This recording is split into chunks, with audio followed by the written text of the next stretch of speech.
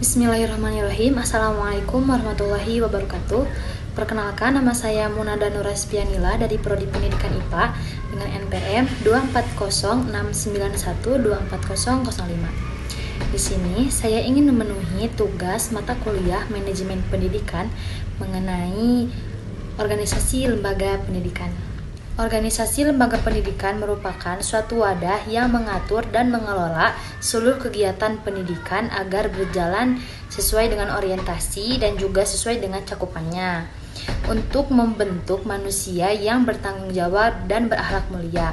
Dalam perspektif Islam, pendidikan memiliki tingkat tertinggi. Terdapat dalam Quran surat Al-Alaq ayat 1-5 dan juga surat Toha ayat 114 yang di dalamnya menjelaskan bahwa menuntut ilmu dan mengelolanya merupakan suatu ibadah dan tanggung jawab manusia. Oleh karena itu, penyelenggara lembaga pendidikan harus diatur secara sistematis agar tujuan bisa tercapai secara optimal. Secara umum, organisasi lembaga pendidikan merupakan suatu wadah yang di dalamnya terdapat terdapat individu ataupun unit-unit yang saling bekerja sama, yang berfungsi untuk saling mencapai tujuan yang telah ditentukan. Seperti halnya pendidikan di sekolah. Ketika di sekolah mempunyai suatu organisasi atau terbentuknya suatu organisasi, pastinya di dalamnya adanya kerjasama satu sama lain antara individu dan mempunyai tujuan. Nah, dan tujuannya tersebutlah yang dijalankan oleh para individu-individu tersebut. Ada pengertian organisasi pendidikan menurut beberapa ahli. Yang pertama, menurut Mulyasa 2017 yang menyatakan bahwa organisasi pendidikan merupakan suatu wadah yang di dalamnya ada kerjasama antar unsur pendidikan yang bertujuan untuk mengelola, untuk mengatur, mengendalikan kegiatan belajar mengajar. Yang kedua, ada menurut Nana Sujana 2019 yang menyatakan bahwa definisi organisasi pendidikan itu merupakan sistem sosial yang terdiri dari berbagai komponen yang saling berinteraksi satu sama lain untuk mencapai tujuan bersama.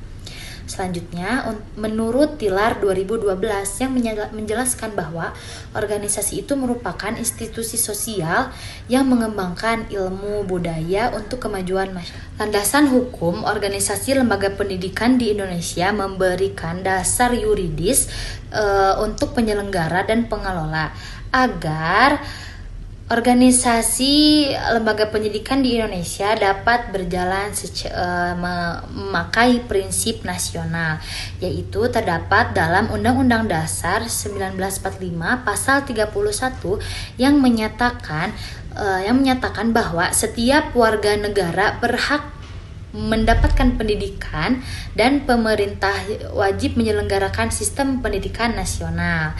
Yang kedua yaitu Undang-Undang Nomor 20 Tahun 2003 tentang Sistem Pendidikan Nasional mengatur struktur, tujuan serta tanggung jawab lembaga pendidikan dalam mencerdaskan kehidupan bangsa. Dan menurut PP nomor 19 tahun 2005 tentang Standar Nasional Pendidikan menetapkan standar yang harus dipenuhi lembaga pendidikan untuk menjamin mutu dan pemerataan pendidikan. Ada beberapa tujuan dari terbentuknya organisasi lembaga pendidikan. Yang pertama yaitu untuk menjadikan peserta didik dapat berakhlak mulia, berilmu dan juga beriman. Yang kedua yaitu menyelenggarakan proses pembelajaran yang efektif dan bermutu. Yang ketiga yaitu menjamin mutu pendidikan sesuai standar nasional. Dan yang terakhir mengelola lembaga secara profesional dan berintegritas. Di mana tujuan ini menjadi suatu acuan dalam suatu organisasi sebagai tumpuan ataupun sebagai hal yang seharusnya suatu organisasi itu capai gitu. Karena suatu organisasi itu memiliki tujuan yang harus diselesaikan. Nah, setelah tujuan ini tercapai, berarti organisasi pendidikan tersebut berjalan dengan baik. Selanjutnya yaitu struktur dan fungsi organisasi. Struktur organisasi itu berfungsi untuk pembagian tugas dan wewenang dari setiap orang-orang yang memiliki tugas. Struktur ini sangat penting dibentuk agar suatu tujuan itu dapat tercapai dengan maksimal. Ketika seseorang diberikan tugas ini, maka dia akan fokus ke tugas ini. Kalau dia diberi tugas yang lain tapi bukan dari apa yang harus dia lakukan, pasti dia akan kesusahan. Maka dari itu dalam suatu organisasi kenapa perlu adanya struktur? Karena di situ ada pembagian tugas tersendiri. Pembagian tugas tersebut dilaksanakan agar suatu pencapaian itu dapat berjalan atau tercapai dengan baik. Pada umumnya, struktur lembaga pendidikan itu tidak akan sama di antar lembaga, karena biasanya itu menyesuaikan bagaimana keadaan lembaga tersebut.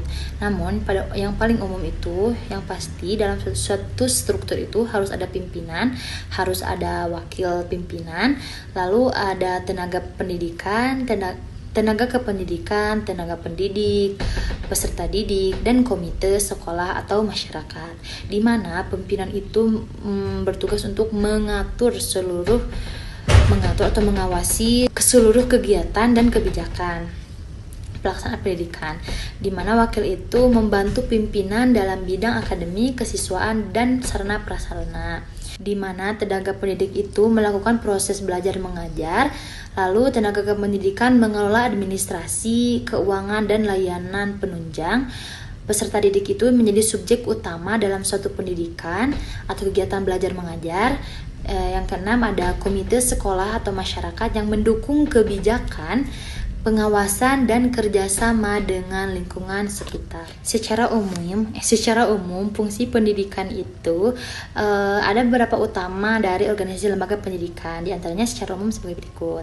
Yang pertama itu ada edukasi, yang kedua ada manajerial, yang ketiga ada sosial, dan yang keempat ada inovatif. Di mana edukasi itu memberikan pengawasan dan juga menjalankan proses pembelajaran yang mencakup pengajaran, pembimbingan, dan pengembangan potensi peserta didik agar mencapai kompetensi akademik dan karakter yang diharapkan. Yang kedua ada manajerial, di mana itu mengatur sumber daya manusia, sarana prasarana, serta program pendidikan agar kegiatan berjalan terencana, efisien, dan sesuai dengan tujuan lembaga. Dan yang terakhir yaitu inovatif, mengembangkan pembelajaran berbasis teknologi, riset, dan kreativitas untuk menyesuaikan diri dengan pengembangan ilmu pengetahuan dan kebutuhan masyarakat modern. Ada 4 prinsip utama dari organisasi lembaga pendidikan. Yang pertama yaitu ada yang disingkat dengan POAC, atau yang pertama itu planning, yang kedua itu organizing, A-nya actuating, yang ketiganya itu controlling. Di mana planning itu yang merupakan suatu perencanaan atau suatu yang akan dicapai oleh suatu organisasi tersebut. Di mana yang kedua itu organizing atau pengorganisasian, yaitu pembagian tugas, wewenang, ataupun tanggung jawab kepada siapa saja planning itu dibagikan gitu ya, atau pembagian tugas gitu. Yang tiga itu actuating, yaitu atau pelaksanaan, di mana melaksanakan seluruh rangkaian program kerja ataupun yang sudah pelaksanaan semua planning yang telah dilaksanakan.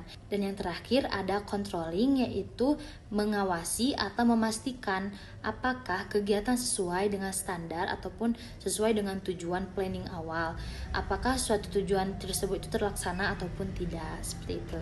Ada beberapa tantangan di era modern ini. Yang pertama yaitu perubahan dengan cepat akibat digitalisasi dan globalisasi. Yang kedua ada tuntutan mutu pendidikan dan akuntabilitas publik. Yang ketiga ada peningkatan kompetensi SDM, pendidikan, dan tenaga kependidikan. Yang keempat perlunya inovasi dan kolaborasi antar lembaga pendidikan. Untuk kesimpulannya, jadi organisasi lembaga pendidikan itu sangat berperan penting untuk mengatur, mengelola seluruh komponen pendidikan agar dapat mencapai secara efektif. Dengan landasan hukum yang kuat, struktur yang jelas, serta fungsi yang terintegrasi dan edukasi, lalu mampu membentuk peserta didik yang berilmu, berakhlak mulia, dan adaptif terhadap perkembangan zaman. Di era modern, lembaga pendidikan dituntut untuk bertransformasi menghadapi tantangan teknologi, moral, dan mutu pendidikan tanpa meninggalkan nilai spiritual, dan karakter bangsa.